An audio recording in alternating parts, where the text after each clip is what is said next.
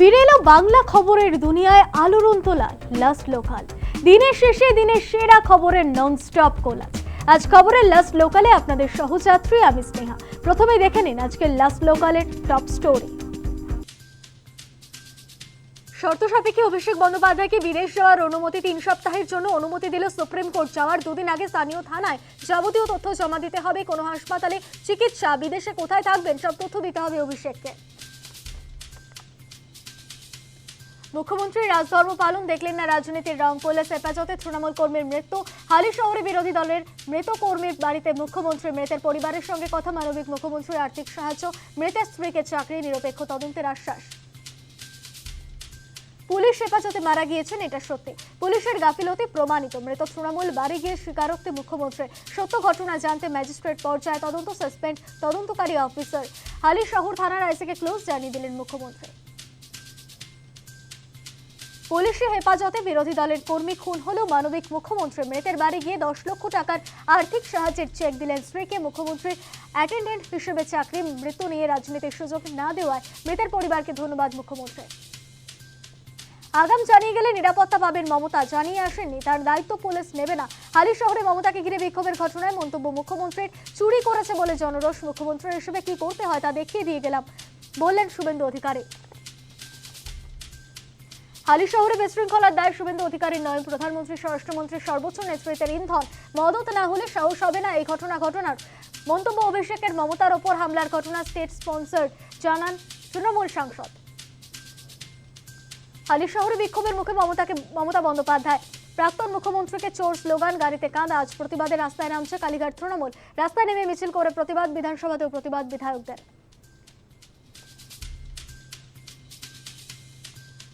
আজ ফের সিআইডি হাজিরা সুমিত রায়। নির্দিষ্ট সময় 15 মিনিট আগে ভবানী ভবনের সুমিত। সকাল 10টা 45 মিনিটে ভবানী ভবনে প্রবেশ। 2023 সালে ডেবরায় চাকরি প্রতারণা মামলায় তলব অভিষেকের পিএকে।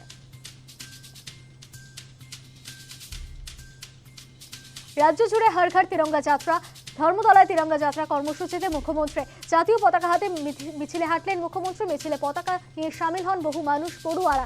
ধর্মতলার নেতাজি মূর্তির পাদদেশ থেকে বিলাত তারামণ্ডল পর্যন্ত যাত্রা।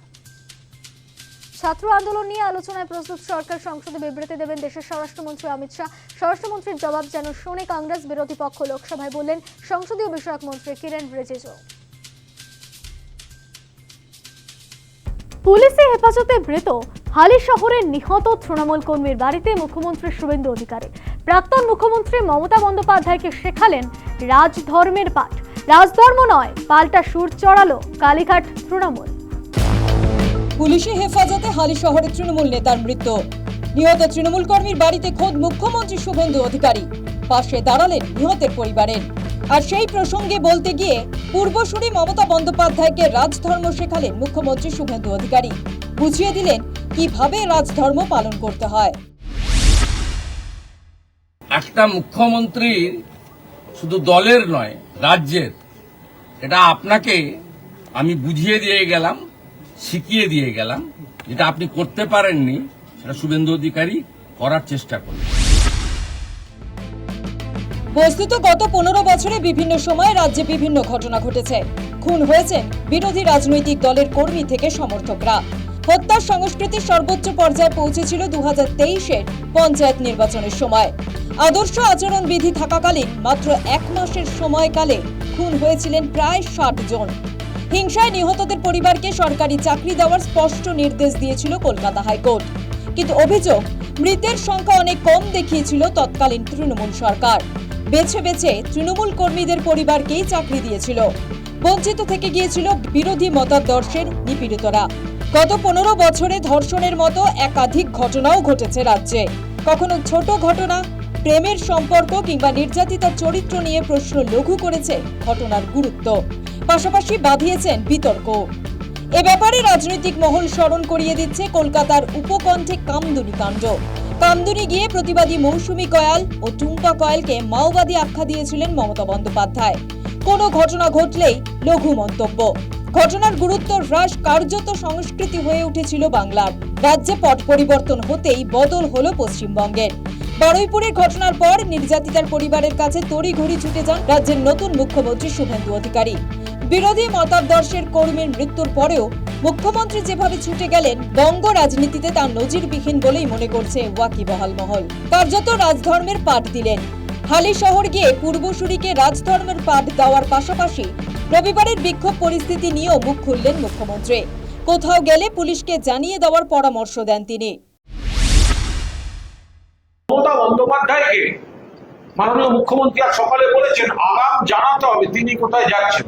আরে মমতা বন্দ্যোপাধ্যায় কি দাসখত দিয়ে রেখে যাবেন? মমতা বন্দ্যোপাধ্যায় কি দাসখত দিয়ে ঘুরবেন? মুখ্যমন্ত্রী যে ঘোষণাগুলি করেছেন ওখানে দাঁড়িয়ে প্রবল চাপের মুখে পড়ে গতকাল মমতা বন্দ্যোপাধ্যায় গেছেন বলে আজকে তাদের সকলকে নিয়ে যাওয়া। এখানে এই যে থানার যারা কাকে সাসপেন্ড কাকে অমুক, ওটা তো রুটিন। ওটার সঙ্গে মুখ্যমন্ত্রী ওটা এসপিও করে দিতে পারতেন, ওটা কমিশনার করে দিতে পারতেন। তার কারণ যে থানায় লক আপ ডেট হয়েছে সেখানে আপনাকে বিভাগীয় সাসপেনশন বা বিভাগীয় পদক্ষেপ তো আপনাকে নিতেই হবে। ফলে সেটা করা মানে বিরাট রাজধর্ম পালন হচ্ছে, আদৌ তা নয়। প্রাক্তনকে রাজধর্মের শিক্ষা বর্তমানে, পাশাপাশি পুলিশকে জানিয়ে যাওয়ার পরামর্শ। মুখ খুলেছে কালীঘাটপন্থী তৃণমূল। সর্বভারতীয় তৃণমূল কংগ্রেস প্রথমে মনে করে যে আজকে মাননীয় মুখ্যমন্ত্রীর সপার্ষদ যাওয়াটা গতকাল মমতা বন্দ্যোপাধ্যায় যাওয়ার এফেক্ট। মাননীয় মুখ্যমন্ত্রী শুভেন্দু অধিকারী যেটা বলেছেন জনরোষ, সেটা সম্পূর্ণ ভিত্তিহীন। জনরোষ, আপনারা জনরোষ শব্দটাকে এমন বিকৃতভাবে ব্যবহার দয়া করে করবেন না। বিজেপি অর্গানাইজ করা তাদের লোকদের নিয়ে, এই বিজেপি কারা এইসব নাম তো একদম ছবি সহ দেখা যাচ্ছে। একটু আগে আমরা পোস্টও করেছি, গাড়িতে পাথর মারা, অপমানজনক কথা বলা, এইসব কাজগুলো করেছে। ফলে মাননীয় মুখ্যমন্ত্রীকে বলবো দয়া করে জনরোষ বলে আপনার পার্টির পরিকল্পিত হামলাটিকে আপনি দয়া করে ধামাচাপা দেওয়ার চেষ্টা করবেন না।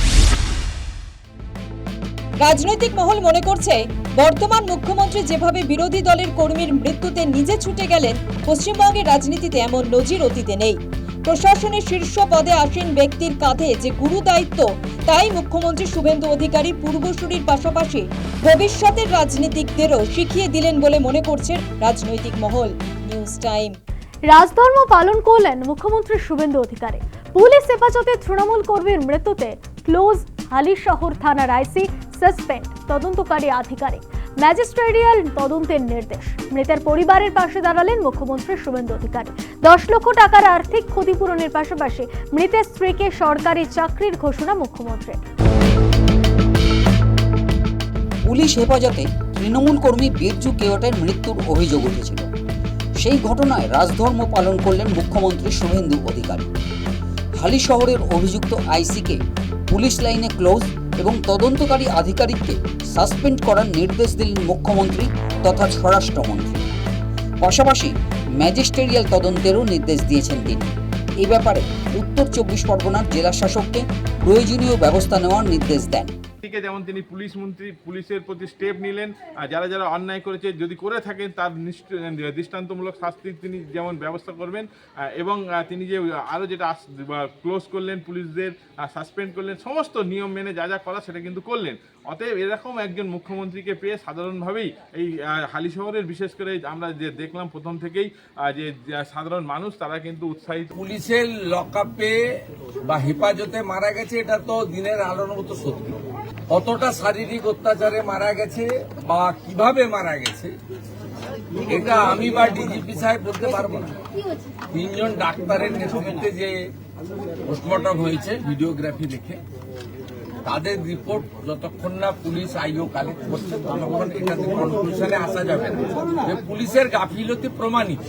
ম্যাজিস্ট্রেরিয়াল ইনকোয়ারি এক্ষেত্রে প্রোটোকল, ঘটনার গুরুত্ব অনুভব করে এবং পরিবারের দাবি মেনে উত্তর 24 পরগনা জেলা শাসক মহোদয়াকে ম্যাজিস্ট্রেরিয়াল ইনকোয়ারি করার জন্য দায়িত্ব দিচ্ছি। গত শনিবার পদত্যাগী তৃণমূল কাউন্সিলর জেনি শর্মার স্বামী বিরজু কেওটের পুলিশি হেফাজতের মৃত্যু হয়েছিল বলে অভিযোগ ওঠে। ঘটনার 48 ঘন্টার মধ্যে মৃতের হালিশহরের বাড়িতে চলে যান মুখ্যমন্ত্রী শুভেন্দু অধিকারী। দাঁড়ান পরিবারের পাশে। মৃত তৃণমূল কর্মী বীরজুর স্ত্রীকে এককালীন সাহায্য বাবদ 10 লক্ষ টাকা দিলেন। পাশাপাশি তাকে আপাতত নবান্নে মুখ্যমন্ত্রীর অ্যাটেন্ডেন্ট হিসেবে চাকরিও দিলেন। এই জন্যে মাসিক মিলবে 15,000 টাকা বেতন। পরিবারকে আমি হোম মিনিস্টার, বছরে 3টে অ্যাটেন্ডেন্ট পাই। আমি ও স্ত্রীকে আমার অ্যাটেন্ডেন্ট হিসেবে চাকরি দিলাম। উনি শোক কাটিয়ে ওঠার পরে লোকাল থানার সঙ্গে অ্যাটাচ থাকবেন এবং 12 মাস 15,000 টাকা করে এরা পায় অ্যাটেন্ডেন্ট। 12 মাস কমপ্লিট হলে গ্রুপ ডিতে পার্মানেন্ট হয়ে যায়। কারণ বাকি চাকরি তো পরীক্ষা দিয়ে হয়, আমরা তো ভাবে চাকরি দিতে পারি না।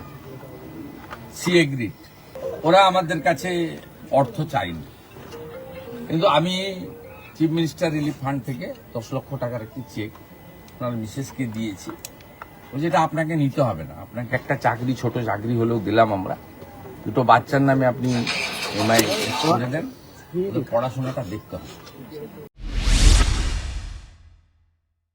রবিবারই নিহত তৃণমূল কর্মীর বাড়িতে গিয়েছিলেন রাজ্যের প্রাক্তন মুখ্যমন্ত্রী মমতা বন্দ্যোপাধ্যায়।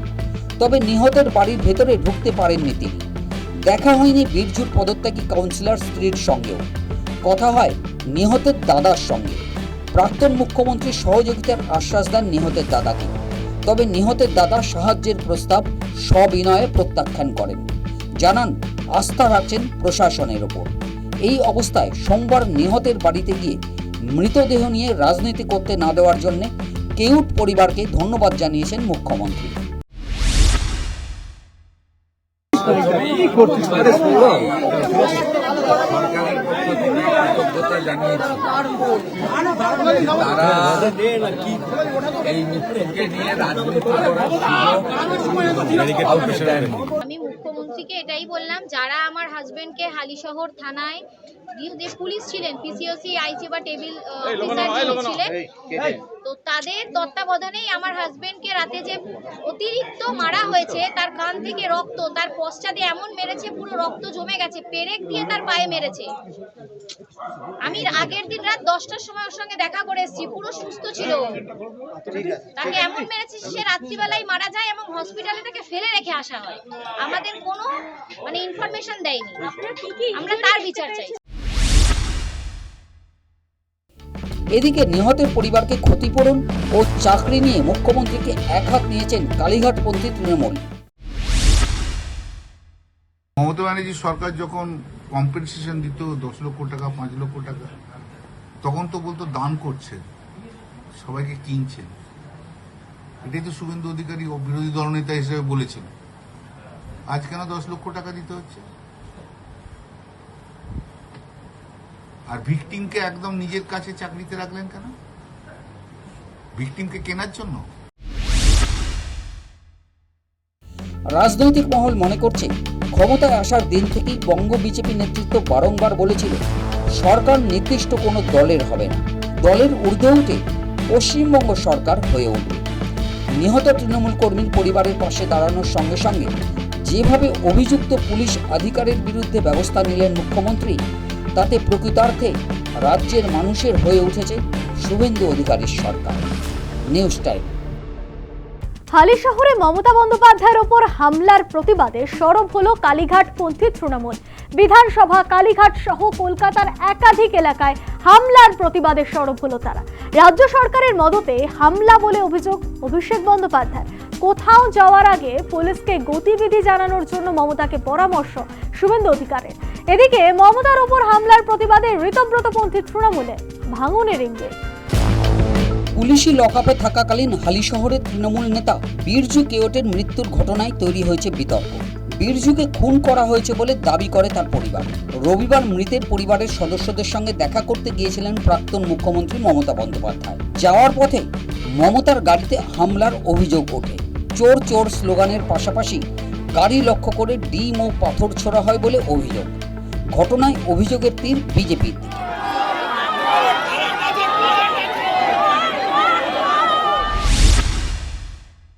বিজেপিকে জোগাড় করে এখানকার লোকাল আইসি যিনি এই হত্যাকাণ্ডের ঘটনায় ইনভলভ, যিনি হত্যাকাণ্ডে ইনভলভ, তিনি নিজে বাইরে থেকে বিজেপি তারা আমাদের গাড়িতে অশ্রাব্য গালিগালাজ এবং এত বড় বড় ইট মেরেছে।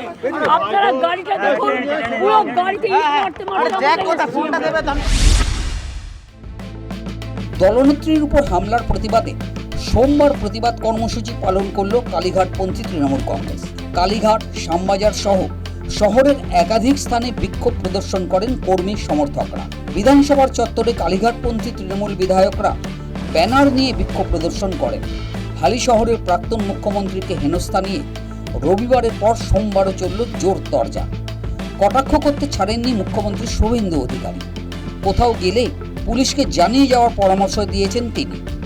রাজ্য সরকারের মদতে এই হামলা হয়েছে বলে অভিযোগ করেছেন অভিষেক বন্দ্যোপাধ্যায়। নিশানা করেছেন প্রধানমন্ত্রী নরেন্দ্র মোদী এবং কেন্দ্রীয় স্বরাষ্ট্রমন্ত্রী অমিত শাহকে। মানে উদ্দেশ্য প্রণোদিতভাবে, পুরোটা পূর্ব পরিকল্পিতভাবে যেভাবে বিজেপির গুন্ডারা আর যাদেরকে মানে ফুটেজে দেখা গেছে, তারা তো কেউ পৃথক কোনো সাপোর্টার বা কর্মী নয়। তাদেরকে এমএলএর সাথে দেখা গেছে, তাদেরকে বিজেপির প্রার্থীর প্রচারে দেখা গেছে, বিজেপির বড় বড় সব নেতাদের সাথে তাদের ছবি রয়েছে। আমার কাছে ছবি আছে, আমি দেখাতে পারি আপনাদের। পুরোটাই স্টেট স্পন্সার্ড। এরা চায় না বিরোধী রাজনৈতিক দল থাকুক, বিরোধী রাজনৈতিক দলের নেতারা বেঁচে থাকুক, প্রাণে মারতে চায়। গতকালের যে ঘটনা ঘটেছে পুরোপুরি স্টেট স্পন্সার্ড এবং রাজ্য সরকারের সম্পূর্ণ মদত এই ঘটনার পিছনে না থাকলে কারো সাহস হয় না। যে ফুটেজগুলো গাড়ি থেকে রেকর্ড করা হয়েছে, পিছনে যেভাবে মানে এলো পাথারি, ইট, পাটকেল, কাদা এসব ছোড়া হয়েছে, এরা চায় না কোনো রাজনৈতিক দল কোনো কর্মসূচি করুক। শুধু রাজ্যের মুখ্যমন্ত্রী শুভেন্দু অধিকারীকে দোষ দিলে হবে না, এর পিছনে প্রত্যক্ষভাবে মদত দিল্লির নেতাদের রয়েছে। দেশের প্রধানমন্ত্রী, দেশের স্বরাষ্ট্রমন্ত্রী, দিল্লির সর্বোচ্চ নেতৃত্ব ইন্ধন এবং মদত না থাকলে এদের সাহস হবে না এই ঘটনা ঘটানোর। বেলার দিকে রবিবারের ঘটনার একটি ছবি সমাজ মাধ্যমে পোস্ট করেন পরিবহন মন্ত্রী অর্জুন সিং। অর্জুনের অভিযোগ, মমতা বন্দ্যোপাধ্যায়ের দিকে কাদাছোড়া ব্যক্তি তৃণমূল নেতা এবং কাঁচরাপাড়া পুরসভার প্রাক্তন চেয়ারম্যান কমল চক্রবর্তীর ঘনিষ্ঠ। তৃণমূল কর্মীরাই কাদা ছুড়ে বিজেপির বদনামের চেষ্টা করছে বলে অভিযোগ পরিবহন মন্ত্রী।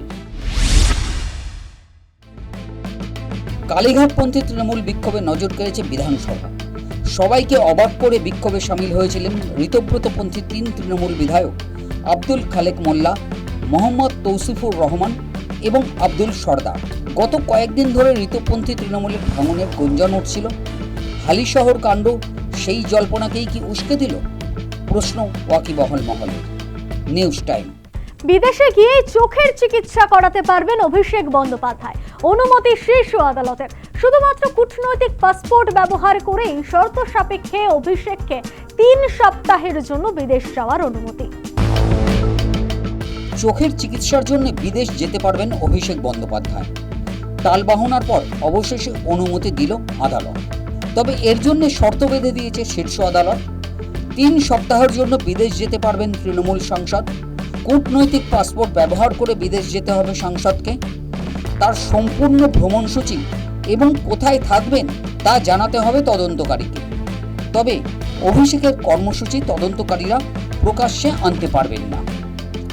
সুপ্রিম কোর্টে রাজ্য সরকারের আইনজীবী বিদেশ যাওয়ার অনুমতির বিরোধিতা করে বলেন, অভিষেকের নামে 16টি মামলা রয়েছে এবং বিদেশ গেলে তিনি আর নাও ফিরতে পারেন।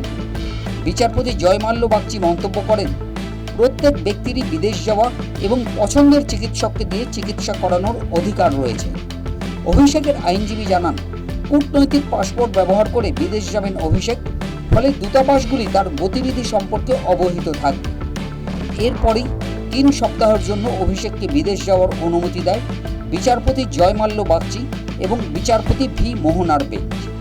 এর আগে কলকাতা হাইকোর্ট অভিষেককে জানায়, এসএসকেএম হাসপাতালে চিকিৎসকদের কাছে চিকিৎসার জন্য যেতে হবে।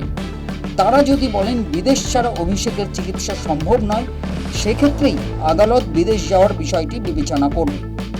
অভিষেক এসএসকেএম হাসপাতালে যেতে অস্বীকার করেন। এরপরই হাইকোর্ট মামলাটি খারিজ করে দিলে অভিষেক অনুমতির জন্য সুপ্রিম কোর্টে আবেদন করেন। News time. রাজ্য জুড়ে আইন অমান্য আন্দোলনে বাম, শ্রমিক ও কৃষক সংগঠনগুলি। রাজ্যের বিভিন্ন জায়গায় পুলিশের ব্যারিকেড সরিয়ে এগিয়ে যায় আন্দোলনকারীরা। প্রচুর বাম কর্মী গ্রেফতার, জায়গায় জায়গায় অবস্থান।